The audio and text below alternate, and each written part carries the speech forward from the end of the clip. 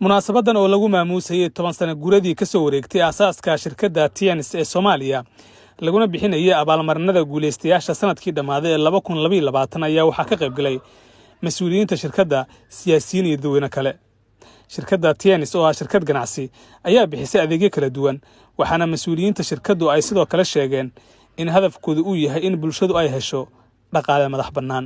agaasimaha guud ee shirkadda TNS Saciid Maxamed Xasan, madaxa suuqgeynta ee shirkadda Cabdirasaaq Maxamed Ismaaciil iyo Ciid Daahir Maxamed oo ah madaxa guud ee Soomaaliya ee shirkadda TNS ahna madaxa Geeska Afrika ee shirkadda ayaa ugu horeyn munaasabada ka hadlay. aniga waxaan rabaa mowduuca kaliya aan rabo inaan ka hadlo waxay tahay shirkaddaani faa'iidooyinka ay bulshada u hayso.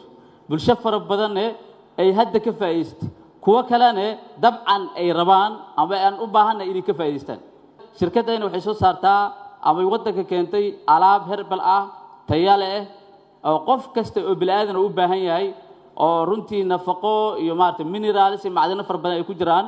mishinkeenuna waxa weeyaan inaan profile garayna ama aan siino mujtamaca adduunka ku nool quality product and quality service. waa kow lambar 2 inaan siino education kaas oo kuwa aan ku bedelayno garashada ama hagid ama garaadka loo yaqaano garaadka hagidda, tilmaamidda, toosinta iyo tayeynta mujtamaca bilaadanka garaadkooda. aqoon aan waxaan ugu talagalay inaan ku hubayno ama aan ku qaabayno mujtamaca adduunka. maanta waxa halkeen la joogaan arki doona insha Allah dad badan oo shaqada natiijo fara badan ka sameeyay. ganacsigeena ama shirkadda TNS intaan soo shaqeynay waxaan u abuurnay dad fara badan fursado shaqo, taasoo abuurtay in dhaqaalaha bulshada uu kobco, dadkeenuna ay helaan dhaqaale fara badan. dhaqaalahaasina uu shahlo dadka inay helaan karti iyo awood ay noloshooda wax ku qabsadaan, taasoo ka qayb qaadatay dhammaan dhaqaalaha guud ahaan ee dalka. intii ay munaasabada socotay ayaa waxaa lagu bixiyay abaalmarino kala duwan kuwaas oo lagu talagalay dadkii guuleystay. ugu dambeyn waxaa munaasabada ka hadlay nabadoon Axmed Maxamed Ciide, xildhibaan Cabdixakiin Xaaji Cali oo ka tirsan baarlamaanka Galmudug iyo Zahra Xasan oo kamid ah dadka ku guuleystay cimrada.